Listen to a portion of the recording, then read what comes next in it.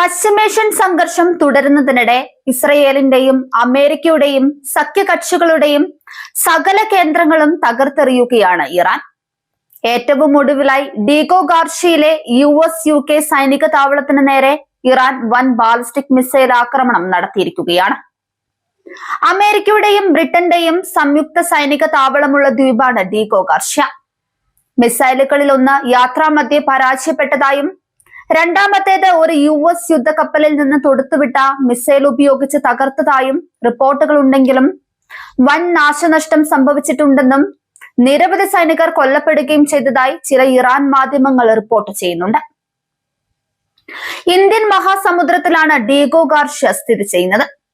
റിപ്പോർട്ടുകളോട് white ഹൌസും വാഷിംഗ്ടണിലെ British എംബസിയും ഉടനടി പ്രതികരിച്ചില്ലെന്ന് Reuters വാർത്താ agency പറയുന്നുണ്ട്. അധികാരം ഏറ്റെടുത്ത ഉടൻ ഗ്രീൻലാൻഡിന് പിന്നാലെ ഡീഗോ ഗാർഷ്യ ദ്വീപ് പിടിച്ചടക്കുകയെന്നത് ട്രംപിന്റെ എക്കാലത്തെയും സ്വപ്നമായിരുന്നു. അതിന്റെ ഭാഗമായി തന്റെ മരുമകനെയും സംഘത്തെയും ദ്വീപിലേക്ക് അയക്കുക വരെ ട്രംപ് ചെയ്തു. യഥാർത്ഥത്തിൽ അമേരിക്കയുടെ അധിനിവേശത്തിന്റെയും മനുഷ്യാവകാശ ധ്വംസനത്തിന്റെയും ഉത്തമ ഉദാഹരണങ്ങളിലൊന്നാണ് ഡീഗോ ഗാർഷ്യ. ഇന്ത്യൻ മഹാസമുദ്രത്തിൽ 44 ചതുരശ്ര കിലോമീറ്റർ മാത്രം വിസ്തീർണമുള്ള ഒരു പവിഴപ്പുറ്റ് ദ്വീപാണ് ഡീഗോ ഗാർഷ്യ.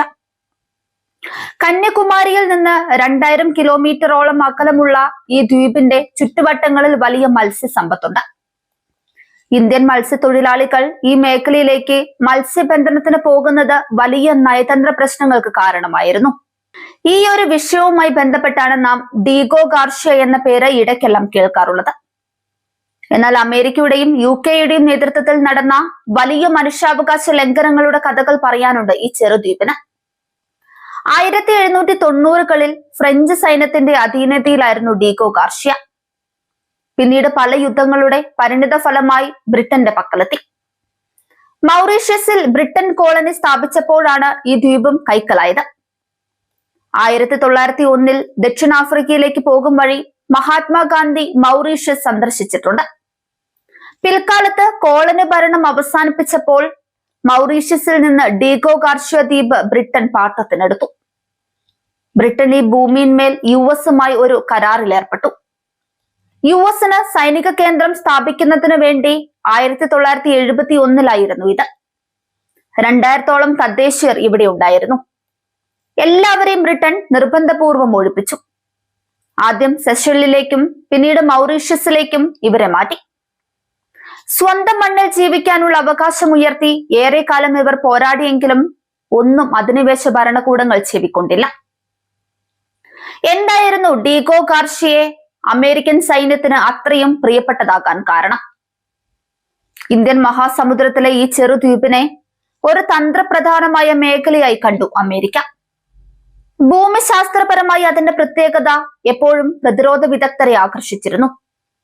ജിയോഫിസിക്കലായും മെറ്ററോളജിക്കലുമായ പ്രത്യേകതകൾ വേറെയും. കൂടാതെ ഉഷ്ണമേഖലാ മഴക്കാടുകളുടെ സാന്നിധ്യവും ഡീഗോ ഗാർഷ്യയെ തന്ത്രപ്രധാന കേന്ദ്രമായി കാണാൻ അമേരിക്കൻ സൈന്യത്തെ പ്രേരിപ്പിച്ചു. അമേരിക്കൻ താൽപര്യങ്ങളുടെ ഫലം യഥാർത്ഥത്തിൽ അനുഭവിച്ചതും ബാധിക്കാൻ തുടങ്ങിയതും തദ്ദേശീയരായ ആദിമ നിവാസികളായിരുന്നു. നൂറ്റാണ്ടുകളായി നിലനിന്നിരുന്ന ആ ചെറിയ സംസ്കാരത്തെ അമേരിക്കൻ സേനയുടെ അധിനിവേശം പൂർണ്ണമായും ഇല്ലാതാക്കി. അധിനിവേശം നടത്തുമ്പോൾ ഏകദേശം 2000-ഓളം ആളുകളായിരുന്നു ദ്വീപിലുണ്ടായിരുന്നത്. മൗറീഷ്യസിൽ നിന്നുമുള്ള കുടിയേറ്റം ദ്വീപിലേക്ക് നടന്നു.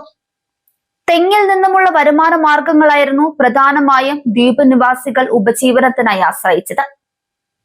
കൊപ്രക്കളങ്ങളിൽ തൊഴിലാളികളായി എത്തിയ മനുഷ്യരുടെ 5-6 തലമുറകൾ ദ്വീപിൽ അധിവസിച്ചു.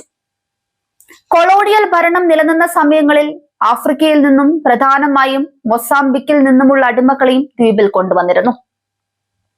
അങ്ങനെ വ്യത്യസ്തവും സങ്കരവുമായ ഒരു ജനസമൂഹം കാലാകാലങ്ങളായി അധിവസിച്ചിരുന്ന ഡീഗോ ഗാർഷ്യയുടെ മണ്ണിലേക്ക് അമേരിക്കൻ സേന എത്തുന്നതോടെ അവിടെ ഉണ്ടായിരുന്ന ജനങ്ങളുടെ മൗലികമായ എല്ലാ അവകാശങ്ങളും ചോദ്യം ചെയ്യപ്പെടാൻ തുടങ്ങി. ജനവാസമില്ലാത്തൊരു പ്രദേശത്തിനായി തിരയുകയായിരുന്ന പെന്റഗൺ പതിയെ ജനവാസമുള്ളതും എന്നാൽ താരതമ്യേന കീഴടക്കാൻ എളുപ്പമുള്ളവരുമായ ദ്വീപിനെ തങ്ങളുടെ ഉദ്ദേശ ലക്ഷ്യങ്ങൾ നടപ്പാക്കാനുള്ള കേന്ദ്രമായി കണ്ടു. സൈനിക ആവശ്യങ്ങൾ നിറവേറ്റാൻ ദ്വീപ് നിവാസികളെ കുടിയൊഴിപ്പിക്കുക എന്നതായിരുന്നു അവരുടെ ആദ്യ ലക്ഷ്യം. വളരെ പതിയെ അവർ ആ ലക്ഷ്യം പൂർത്തിയാക്കി. നിരവധി മനുഷ്യർ അഭയാർത്ഥികളായി മാറ്റപ്പെട്ടു. തങ്ങൾ ജീവിച്ചു വന്ന ഭൂമിയിൽ നിന്നും ആട്ടിപ്പുറത്താക്കപ്പെട്ടവരായി അവർ മാറി. ലോകത്തെ ഏറ്റവും പ്രധാനപ്പെട്ട മനുഷ്യാവകാശ പ്രശ്നമായി ഇന്നും ഡീഗോ ഗാർഷ്യ ദ്വീപ് നിലകൊള്ളുകയാണ്.